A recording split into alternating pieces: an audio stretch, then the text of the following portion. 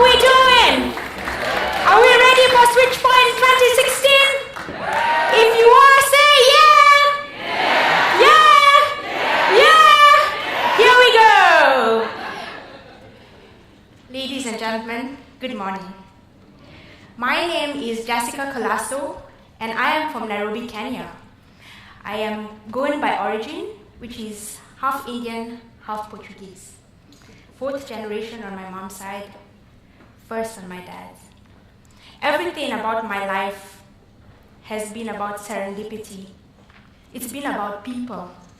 It's been about networks and community.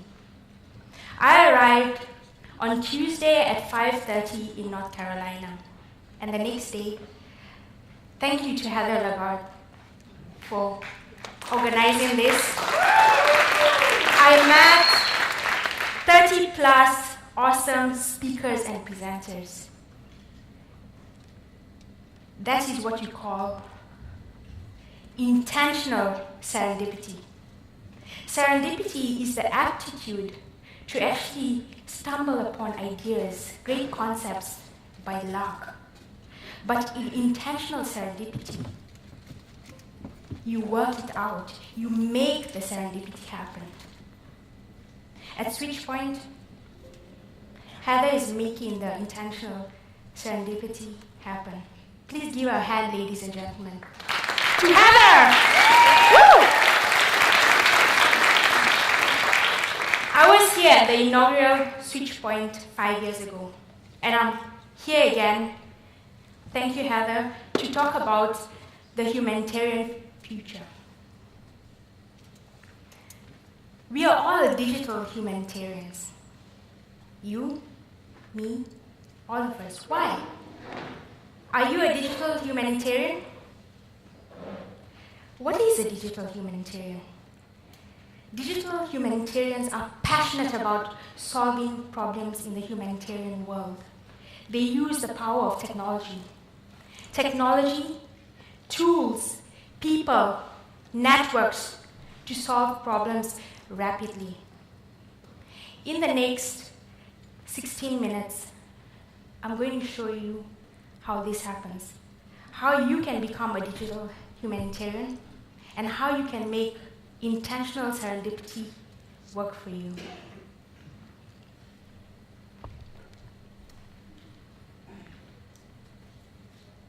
This map looks familiar, right?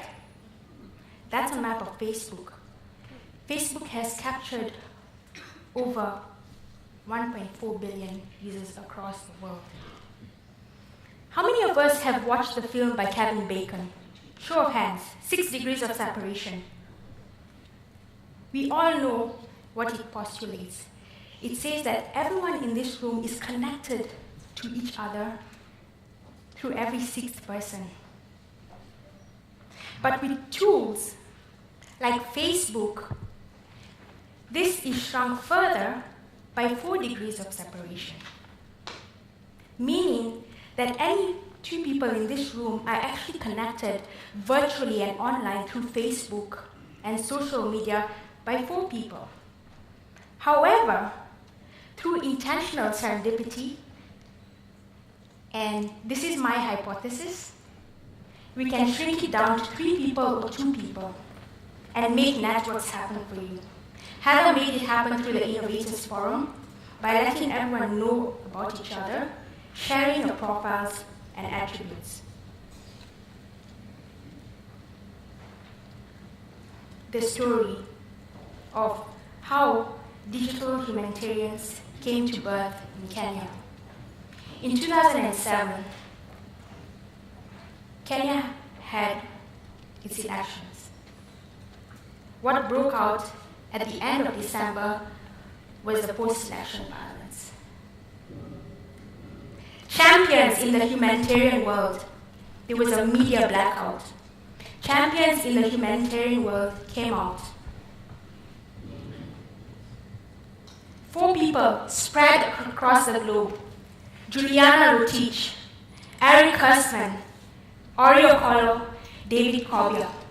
Juliana based in Chicago, Eric based in Orlando, Florida, Ori based in Johannesburg, and David in Atlanta, Georgia.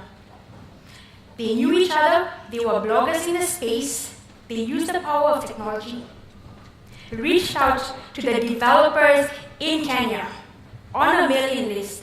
We need your help. We need to build a platform that can collect all the data and make it transparent so people can see what is happening on the World Wide Web, the power of the internet. This is a timeline of the Ushahidi calendar for 1 month. Some of you might not be able to see at the back, but I'll give a breakdown of what this is.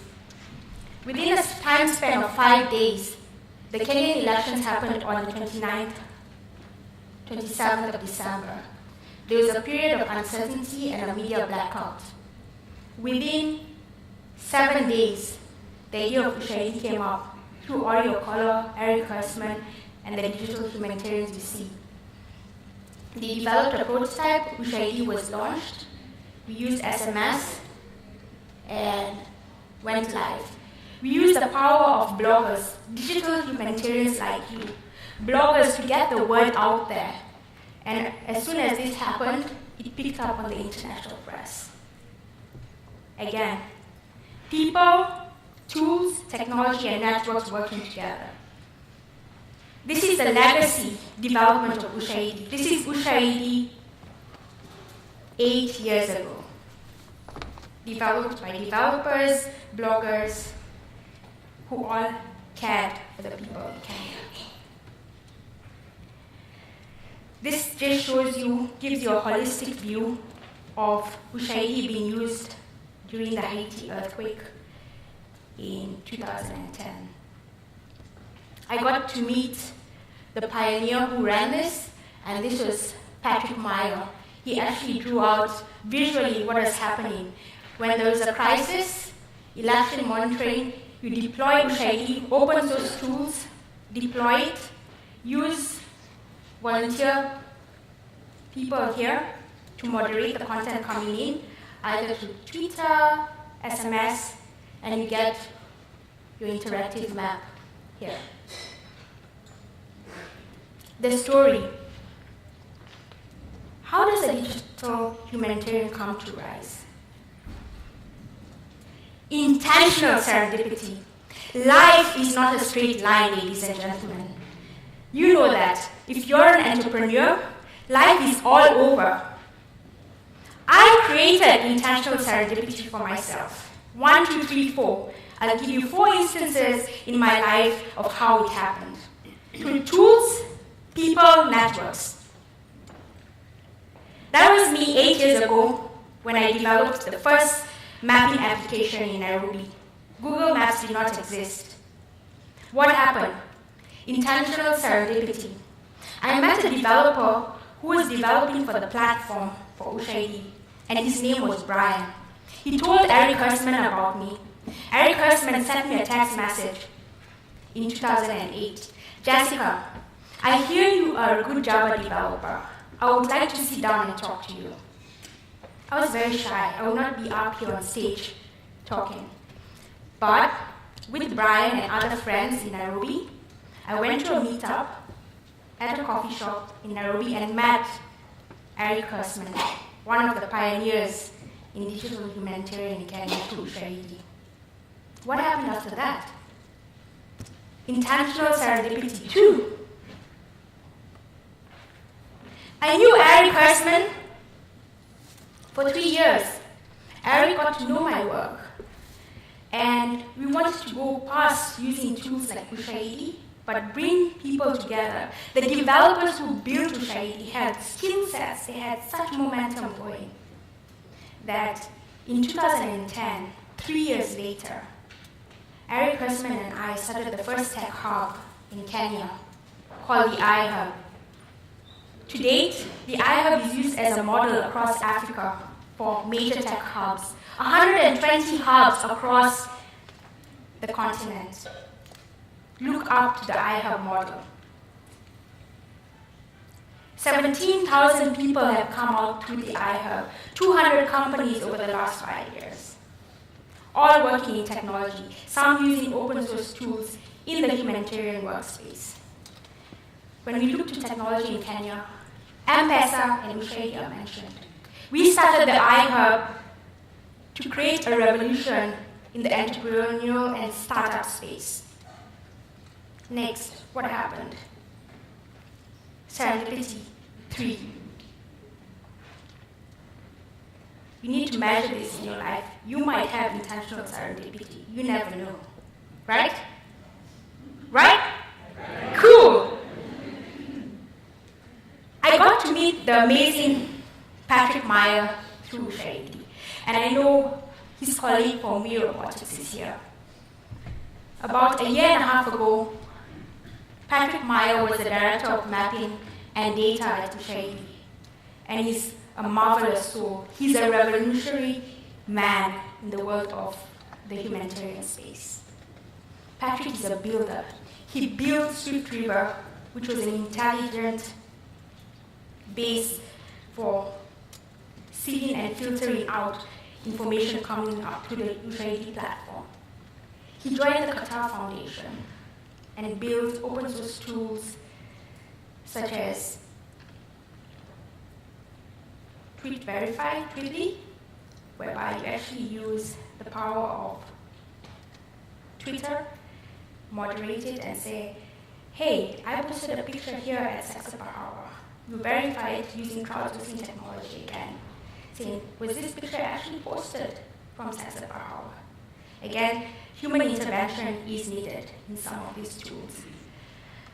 In his book, he highlights at least 10 main things. I picked out the key things. There is the rise of the digital humanitarians. Everyone here is a digital humanitarian. You are either using technology for some use in your work. How many of you use technology in your work? Should be everyone. Right? Then you are a digital humanitarian.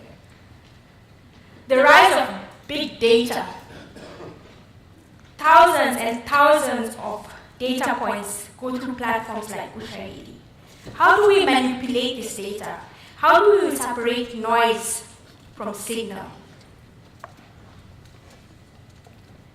How do we make it easier for common people to actually deploy tools like Ushahidi without setting up servers? Cloud computing, social media, running the platform through the cloud. How many of us have actually used platforms like CrowdMap for any deployment out there? One person, yeah, you need to share a story. In order to make this data intelligent, we always need to do crowd computing, using UAVs to actually collect data, all the satellite data. Google is doing this, Facebook is doing this. Project Loan, actually meant to collect data. The use of artificial intelligence for disaster response. How can we make use of our computer science students, our statisticians coming out of university? How can we avoid them going into the typical areas of banking, finance, but get into the humanitarian space and work together? Heather Lagarde has brought various stakeholders together, academics, entrepreneurs, startups, computer scientists in this space, organizations. How can we drive aid money to the startup world to create startup tools that can be accessible to other smaller organizations to use for their vocation in the humanitarian world? How many of us are working towards that area? Show of hands. Come on, ladies and gentlemen, we can do better. How many of us want to do that? Yeah, and you better do it. I'm watching you. And he goes on to mention a variety of things. I would actually advise you, if you get a copy of this book, to get a copy of this book and write a review. He goes on to mention verifying big data with artificial intelligence and creating the next generation of digital humanitarians. Why is this important to me? Why am I telling these stories? Why did I start with the story of Eric Hersman? because it was people. Why did I start the story of Ushaidi? It was tools, it was technology. Why did I mention Patrick Meyer at the end? Because it's through Eric Hersman that I met Patrick Meyer. And that's the power of networks. And that's what we call the 6 degrees of separation, getting to the 4 degrees of separation.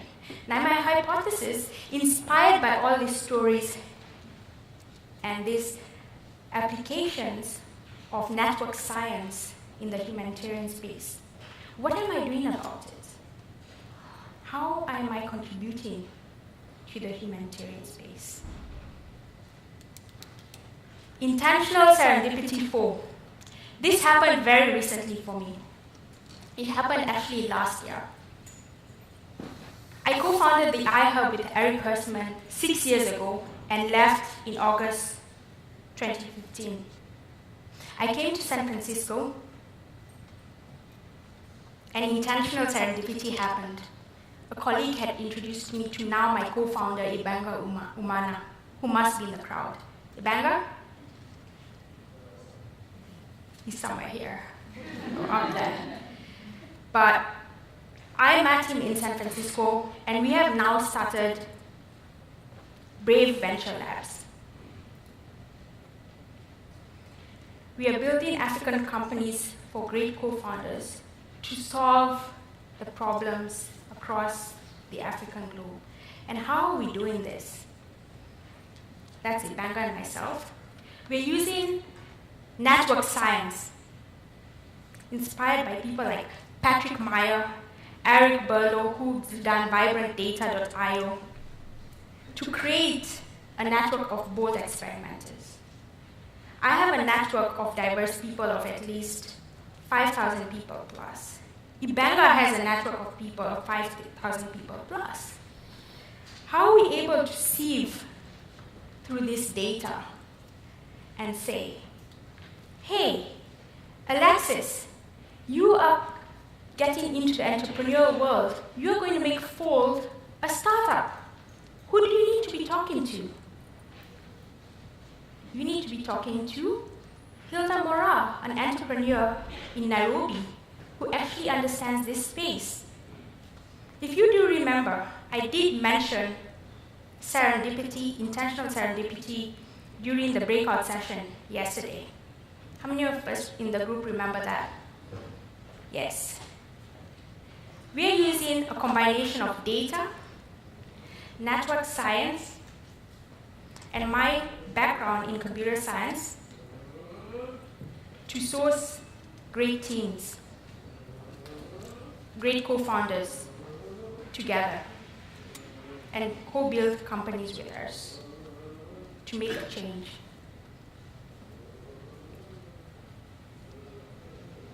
We want to unleash the best in people. And how we are doing this, ladies and gentlemen? Through entrepreneurship. You as a digital humanitarian can do this through entrepreneurship. The future is the startup world. One of the options is the startup world. But remember, key values drive this. And the key values, you have to be passionate about what you're doing. Passionate. I've never seen a lady more passionate than Heather. And she inspires me. Yes, Heather is my inspiration in many ways. Thank you, Heather. Honesty. Be honest with yourself in pursuing this. Alexis is a young lady I look up to because she's honest and she's passionate about what she does. Entrepreneurs have to be passionate and honest that you can get into this direction of being an entrepreneur in the humanitarian world. Take initiative. If you're going to be an entrepreneur, do it. We all shared stories yesterday where you were told, no, you can't do this. Go out there. You can do it. Push yourself further. Set the bar high. Learn. Fail and learn. And grow. Digital humanitarians teach each other. Eric Hersman taught me a lot when I met him 8 years ago. I was a computer scientist, and now I'm applying computer science to the entrepreneurial world to make the world a better place through the use of technology and people. Brave Venture Labs, ladies and gentlemen. Build Africa with us now. The time is now. If you are a digital entrepreneur, digital and humanitarian, make sure you say you are. Walk the talk. Create your intentional serendipity.